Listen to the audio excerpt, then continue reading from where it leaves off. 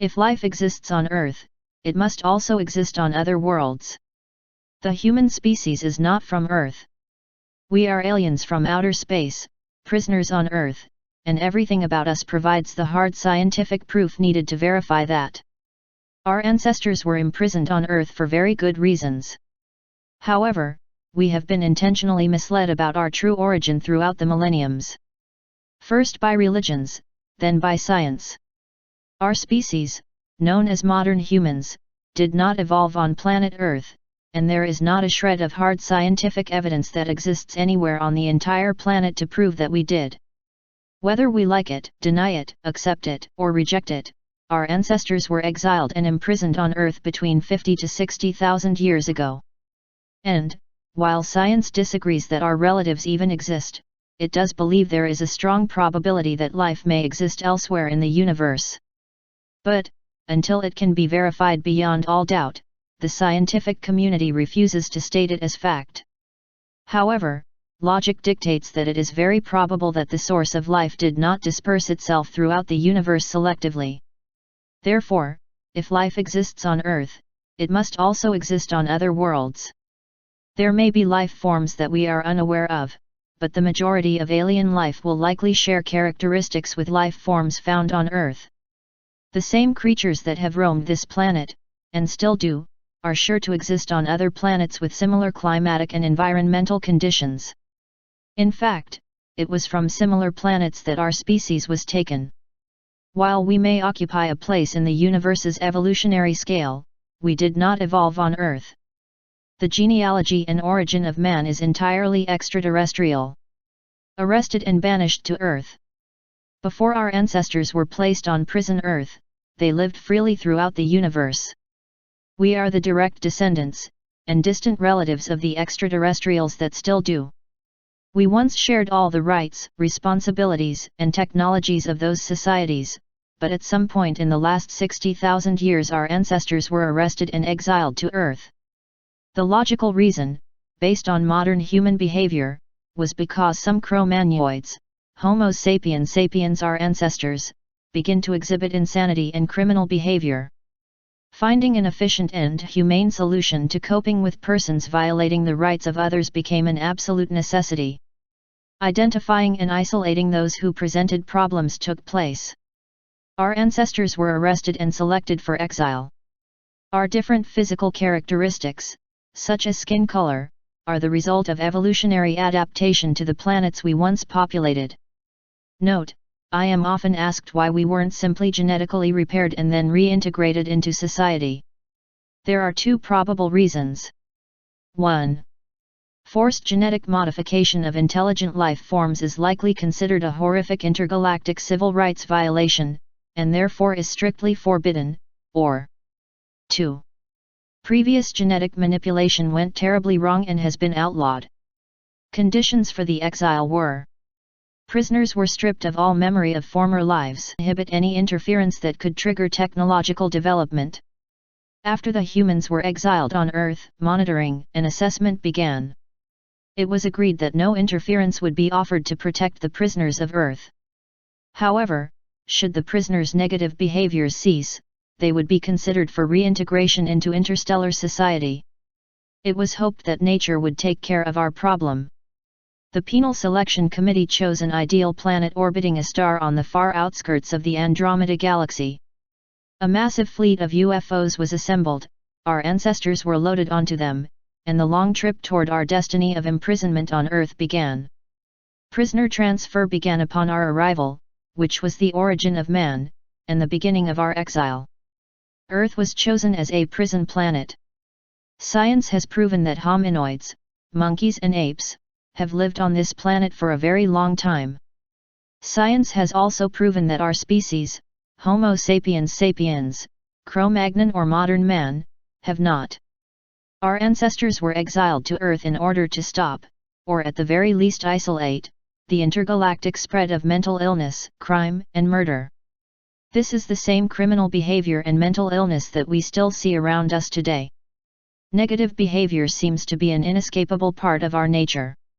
There is not a single human who is free of violent, lustful, vengeful, thieving and/or murderous thoughts. The unnatural horrors that humans experience on this planet are almost always caused by our own species. Humans lie, steal, cheat, rape, murder and pollute. We victimize everything, even our own kind. We are a horrible menace to ourselves, to all creatures of this world, and to interstellar civilizations. The treacherous and murderous ways of human beings remain a very real threat to peace in the universe. Earth was chosen to become a prison planet because of its remote location. Sympathizers have assisted select civilizations. These visits by aliens always resulted in dramatic leaps of intellectual ability and technological accomplishment. Unfortunately, virtually all of those civilizations and their advanced technologies were discovered by aliens monitoring us, and ended suddenly and tragically. Some tragedies resulted in extinction of civilizations by methods that remain unknown. It was thought that if the prisoners survived at all, they would do so in a primal state, existing by building relationships and possibly even interbreeding with Earth's native hominoid species. It was a belief proven very wrong. We immediately began to dominate everything that came into our path. The sudden terrestrial appearance of modern man was on a scale so large that it allowed Cro-Magnoids to drive the Neanderthals, who had been at the top of Earth's food chain for well over 350,000 years, to near global extinction within just a few thousand years. Human arrival changes history on Earth. Initial monitoring of the humans imprisoned exiled on Earth proceeded as planned, but within 1,000 years it became obvious that very serious oversights and assumptions had been made. The concept of prisoners remaining in a primal state was shattered when our ancestors set about creating a microcosm of interstellar civilization. Earth, for the first time in its history, became witness to art, architecture, animal husbandry, agriculture, written languages, advanced mathematics, technology, law, religion, and government. It also became witness to the atrocities of modern man. Instead of interbreeding with similar life forms already here, we began their systematic global slaughter. Genetic testing revealed that the surprising intellectual and technological development of our ancestors was the result of genetic one condition being no contact. Observation of mankind continued as humans began to multiply and dominate. Domination. Humans dominate Neanderthals. One of the most hotly debated issues in the study of human origin, paleoanthropology, focuses on the origin of modern humans, Homo sapiens sapiens. Neanderthals dominated the world for 130,000 years. Roughly 300,000 years ago, the Old World was occupied by a morphologically diverse group of hominoids, any primate of the family Hominidae. In North America, Africa, and the Middle East there were Homo sapiens, in Asia, Homo erectus, and in Europe, Homo neanderthalensis. By 130,000 years ago, Neanderthals had all become so anatomically distinct, that they were classified as a separate species Homo neanderthalensis. Then, approximately 50,000 to 60,000 years ago, Cro-Magnoids, our ancestors, suddenly appeared on this planet. Instead of living cooperatively with Neanderthals, we annihilated them globally within 25 to 30,000 years. To date, no definite Neanderthal specimens newer than 25,000 years ago have ever been found. However, that does not mean that Neanderthals are necessarily extinct. In fact, there is every possibility that what we identify as Yeti and Bigfoot today, are actually Neanderthal survivors, and there is overwhelming physical evidence to suggest that is indeed what they are. In 1999, when the skeleton of a child was unearthed in Lapido, Portugal, evolutionists celebrated wildly. Dated to around 25,000 years ago, the remains showed a mixture of Neanderthal and modern features, suggesting it may be a hybrid, possibly even the proverbial missing link. But, small fragments of DNA extracted from 3 different specimens of the child revealed that it was not closely related to any present-day human populations. All evidence continues to point to the fact that our arrival on Earth was very sudden, and that we are radically different from all native life forms that had ever existed here. The global paleoanthropological and archaeological picture changed dramatically with the sudden and unexpected appearance of Homo sapiens sapiens, Cro-Magnon or modern man. The exile of Cro-Magnons onto the prison planet caused abrupt and dramatic change in subsistence patterns, how we gathered food, tools, and symbolic expression, cultures, worldwide. This stunning change in cultural adaptation was not merely a quantitative one, but one that represented a significant departure from all earlier humanoid and hominoid behavior, reflecting a major qualitative transformation. It was literally a creative explosion which exhibited technological ingenuity, social formations, and ideological complexity never before seen on Earth. Early Cro-Magnons were not only anatomically modern, they were intellectually and behaviorally modern. The exile of humans on Earth placed Neanderthals in direct competition with our ancestors for resources. Though the Neanderthals were larger, stronger, faster, and possessed larger brains than Cro-Magnons, it was a competition that the Neanderthals lost. There was much scientific debate as to whether it was climatic change, or Cro-Magnons' sudden appearance, that resulted in the demise of the attempts were actually scientifically proven to be intentional frauds, and the rest were revealed to be nothing more than wild speculation. Even evolutionary charts are wrong, for they feature man moving from monkey to modern man in approximation of height from the smallest to the largest. If evolutionists are right, the form just before modern man, Neanderthals, would have been significantly greater in size compared to modern man, and would meet the description of what the ancient people called giants. Note: the oldest prehistoric cave drawings and paintings, petroglyphs, and other forms of stone art are estimated to be from 20 to 25,000 years ago. Many of the academic community have inaccurately portrayed the early artists as Neanderthal man, but Neanderthals were virtually exterminated by our Cro-Magnon ancestors thousands of years earlier. Despite incredible efforts and acts of deception to prove otherwise, Neanderthals are not the ancestors of modern humans. DNA study concludes modern humans do not have Neanderthal ancestors in their family tree. The DNA extracted from the ribs of a Neanderthal infant buried in southern Russia 29,000 years ago, was found to be too distinct from modern human DNA to be related.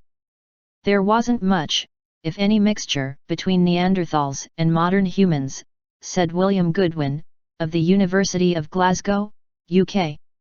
Though they coexisted, we can't find any evidence of genetic material being passed from Neanderthals to modern humans. The work published in the journal Nature contradicts evidence from ancient remains of a child found in Portugal, which was later proven wrong. The bones from the Neanderthal infant were very well preserved, and the child must have been among the last of the Neanderthals as they died out about 30,000 years ago.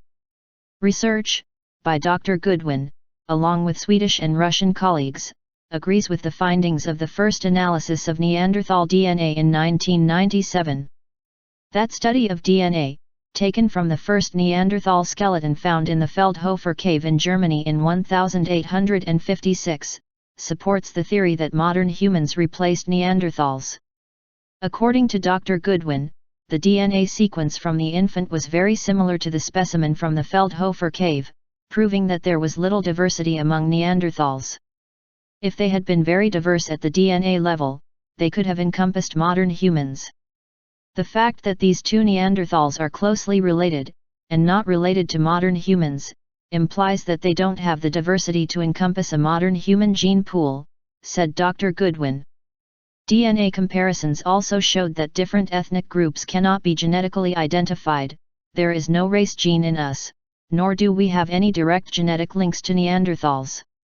In a commentary on the research in Nature, Matthias Haas, of the Swiss Institute for Experimental Cancer Research, said the two studies provide the most reliable proof so far of the authenticity of ancient DNA sequences.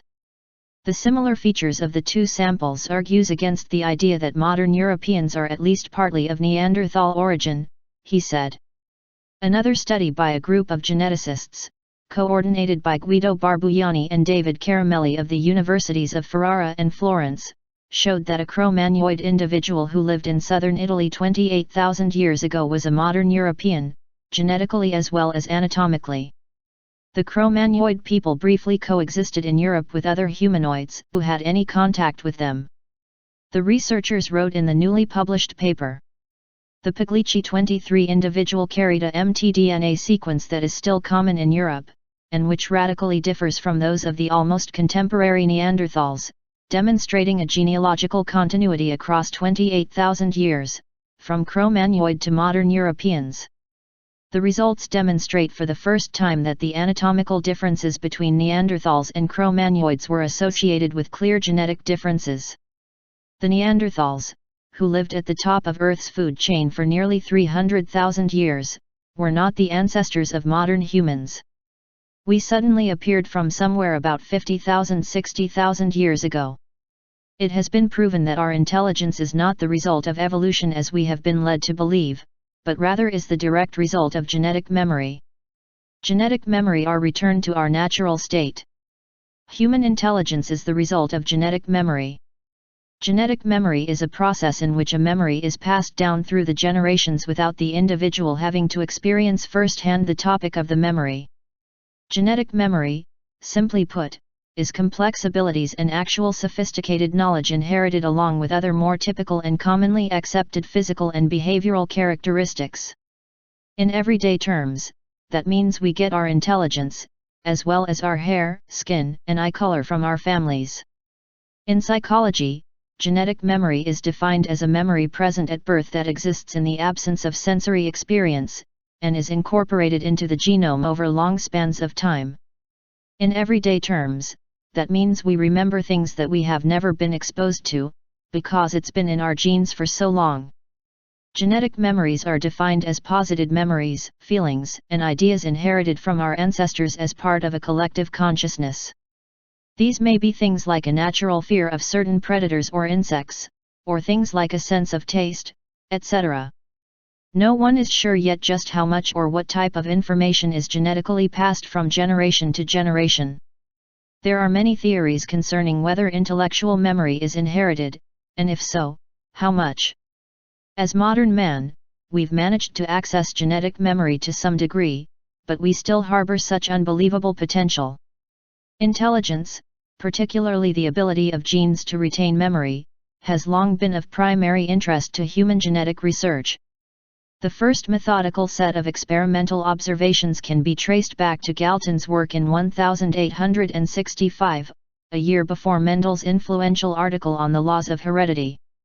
Using statistical tools, Galton evaluated the transmission of several traits in families. Intelligence. The study of intelligence genetics examines how much, and by what manner, mental abilities are affected by genes. Many genetic and environmental factors influence intelligence, and the role deoxyribonucleic acid plays in memory is one that science continues to struggle to understand. In the case of our ancestors, genetic intelligence has most certainly passed from generation to generation, though it was suppressed by the priority of survival for thousands of years. This is evidenced by the fact that the less time we began to spend on survival, the more advanced we became. Our intelligence is as natural to us as spots are to a cheetah, or stripes to a zebra. We are the only creatures that have ever existed on this planet who possess the power of creation. We not only create tools, we use them to make even more sophisticated tools, then adapt them for dozens of applications. Our intellectual development has exponentially increased in the last 100 years, and is estimated to grow by another 30% each year. To put that in perspective, a weekly edition of the New York Times today contains more information than the average person was likely to come across in an entire lifetime. How many monkeys evolved to trade tunes and movies on a global digital network? None. How many Neanderthals launched themselves into space? None. We did not evolve on this planet, we are experiencing intellectual regeneration, or reversion to our natural state. While there is an abundance of evidence to prove that evolution is a universal process, there is no proof we evolved on Earth. In fact, all evidence points to the contrary. Some of the best examples of our genetic memory are savants. They possess fully developed abilities that could have only pre-existed genetically. Savant syndrome is a condition in which a person demonstrates capabilities or abilities far in excess of what would be considered normal. They are clearly in possession of knowledge that they have never learned. For example, the absolute musical virtuoso, Leslie Lemke, never had a music lesson in his life. A century before him, the musical genius of blind Tom Wiggins began when he performed spontaneously as an infant, so his ability could not possibly have been learned. After a head injury as an infant, Savant Alonzo Clemens began to sculpt with whatever was handy, from butter to food, and now is a celebrated sculptor. He can sculpt a perfect specimen of any animal with clay, after only a single glance at the animal itself, and in an hour or less. The detail of his work is stunning. Every muscle and tendon is perfectly positioned, every limb flawlessly proportioned, and yet he has never had a single lesson, let alone any formal training. Will genetic memory lead to human extermination? Because we were placed on Earth to protect interstellar civilization from our negative behaviors, it is extremely probable that if we accomplish manned interstellar flight without first genetically and behaviorally altering ourselves in a positive way, we will bring about our imminent destruction. I assure you, our genetic and intellectual development has not just been of interest to us. Will genetic memory lead to human extermination? Possibly and probably. As we technologically approach the ability to permanently leave this planet, we remain constantly under intense observation by aliens. Alien observation humans are being watched. Mankind has been under observation for thousands of years. UFOs and aliens are not the product of overactive imaginations. UFOs and aliens do exist. Aliens continue to watch humans, and have made contact with us many times. However, science, religion and governments have withheld vast amounts of information about what UFOs and aliens are in order to protect their own interests. I've seen one myself. President Jimmy Carter. Extraterrestrial contact is a real phenomenon. The Vatican is receiving much information about extraterrestrials and their contacts with humans from its nuncios, embassies, in various countries. Monsignor Corrado Balducci, Pope's Vatican Commission looking into extraterrestrial encounters. There is no doubt that we have been, and currently are, under observation by extraterrestrial life. We are imprisoned on planet Earth, and can only speculate about what is being said about us. But be assured there will come a day of reckoning, a day when everything about unidentified flying objects and aliens will be made known to us. It will most likely unfold in one of two ways. 1. We will repair the genetic flaws that cause our mental illness and criminal behavior and be welcomed back into intergalactic society.